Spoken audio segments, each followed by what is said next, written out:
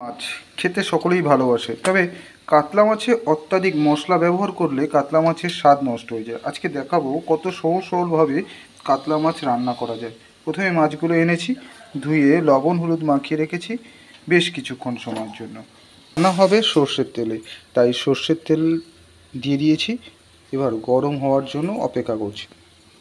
একটা শুকনো লঙ্কা দেওয়া হলো, যাতে বোঝা যাবে যে তেলটা গরম হয়েছে কিনা। এক এক করে মাছ ভেজে নেওয়ার পালা।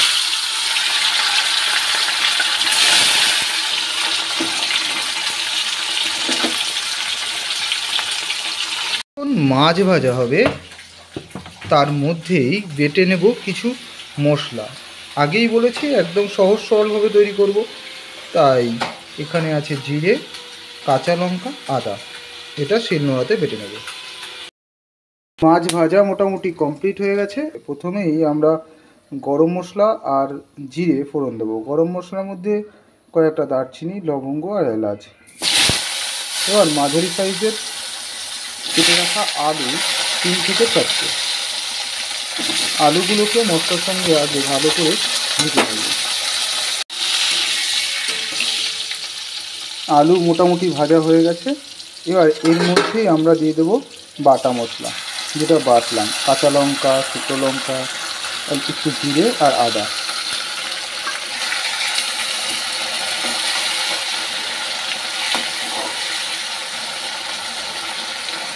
এই পর্যায়ে পরিমাণ মতন হলুদ এবং লবণটাও দিয়ে দেবো। ভালো করে মশলাটা কষিয়ে নিতে হবে। এবার কিছুটা গরম জল দিয়ে দেবো ঝোল হওয়ার জন্য। এবার এক এক করে মাছগুলো দিয়ে দেবো ঝোলে।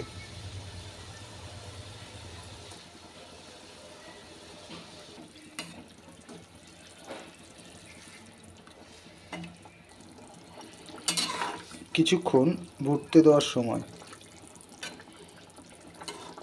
বেশ কিছুক্ষণ ফোটার পরে দেখুন অসাধারণ একটা কালার এসেছে।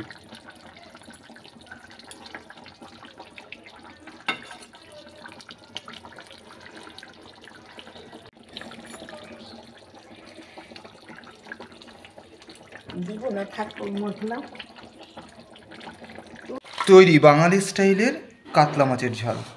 খুব অল্প মশলা দিয়ে তৈরি এই রেসিপিটি।